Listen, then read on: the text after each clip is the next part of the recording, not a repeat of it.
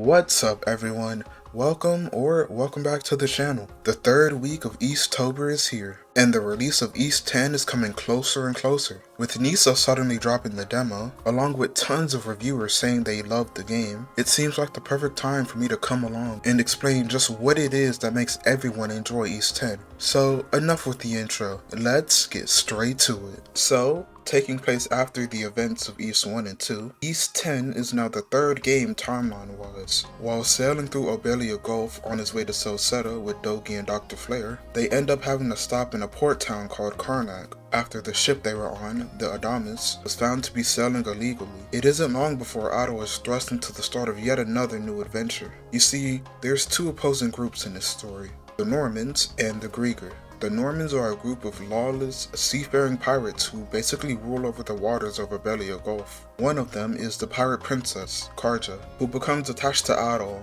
Like, literally. Not even 2 days after arriving, the two of them become attached to one another by handcuffs made of mana, aka the Norman version of magic. With these cuffs and being unable to go more than like a few feet apart from each other, they have to stick together and find a way to get them off. Now, on the other hand, the Grieger are basically monsters who can't be defeated by normal means. Use just any old weapon and they'll rise from the dead again and again. The only way to put them down for good is by using mana. Karja, her dad, and now Adol are the only ones able to use mana, and in turn have to drive back their ever-growing forces. This leads into a whole bunch of cool gameplay stuff, which is what I'll be getting into right now. Alright, so for the gameplay section, I'll be splitting it up into two parts: the cross-action system and the ship sailing gameplay. Both of these things are honestly really fun, the ship stuff especially, but let's start with the combat first. After the release of East 9, Falcom knew that the party system was beginning to feel sort of stale after 4 games. So for East 10, they ditched it completely in favor of something new and fresh, something that would pave the way for a new era of not only gameplay,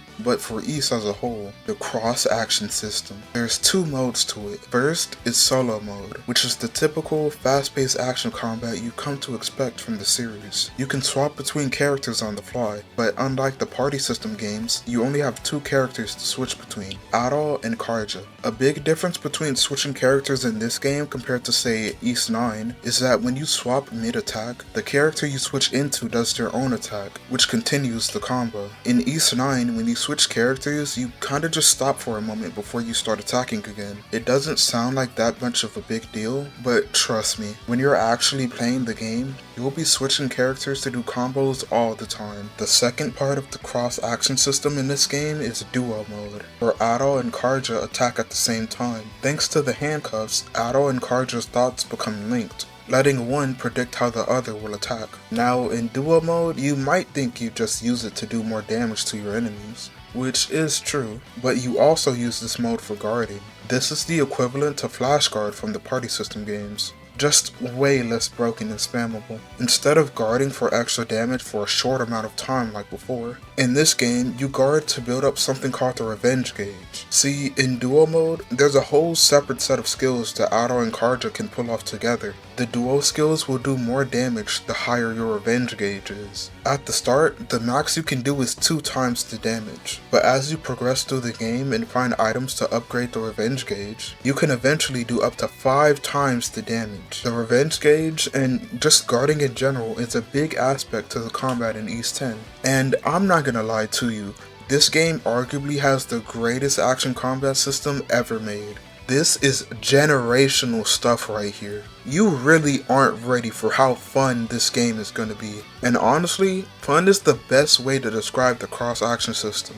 It feels like you're having the time of your life no matter what you're doing in this game. And speaking of fun, it only gets amplified with the abilities you gain as you progress through the game. These abilities are called mana actions, and there's quite a few of them. There's Mana String, which is basically a grappling hook. You can use it to grapple over stuff or to pull yourself towards enemies, which is really useful. Mana Ride lets you use a hoverboard. You can use it whenever, but it's momentum based, so you'll get more speed if you're going downhill. You can also use it to surf on wind paths, basically grind rails. Mana Burst lets you use the elemental abilities of the 2 characters. Otto has fire, which can be used to burn trees blocking your path. Karja gets ice, which you can use to get up to a higher area if there's water around. Lastly, there's Mana Sense. This lets you see objects that are normally invisible, like platforms or buried treasure. And later on, you can even use it to stop time for a bit. You end up using mana actions a lot in this game, but I don't want to spoil all of the fun.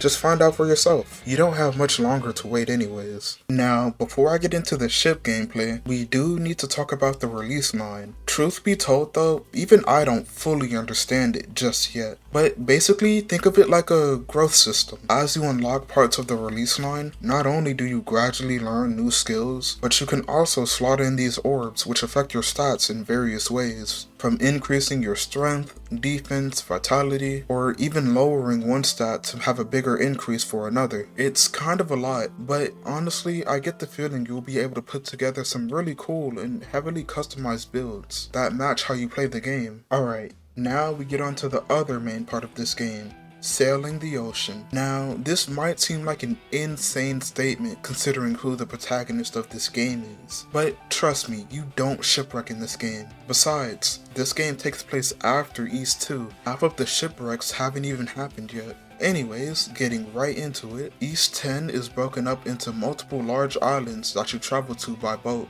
There's a lot you can do, both out on the water and with your actual ship. While you're out sailing, you can end up having to fight against other ships. You'll get materials for beating them, by the way, so try not to just sail past all the battles. But you don't just have to fend off enemy ships while you're on your way to a new island. Sometimes you'll have to fight to reclaim an island from the Grieger. These are called recapture battles, and they're this game's equivalent to the raids in East 8, or fighting in the Grimwald Knocks in East 9. You fight off waves of enemy ships while attacking these points that hold up a barrier surrounding the island. Once you get rid of that, you go in and raid the place, fighting waves of enemies and a boss at the very end. Truth be told, I find these recapture battles way more fun and enjoyable than the raids from previous games. Although ship sailing in general does start out a bit iffy. When you first get your ship, the Sandras, it's not exactly the fastest thing ever. Starting out, it's definitely gonna take you a bit to get from island to island. There is fast travel thankfully, but when you're sailing off to a new island you haven't been to before, you're gonna notice how long it takes. However, it won't take long until you're able to upgrade your ship. Better sails to make you move faster, more cannons, different types of ammunition,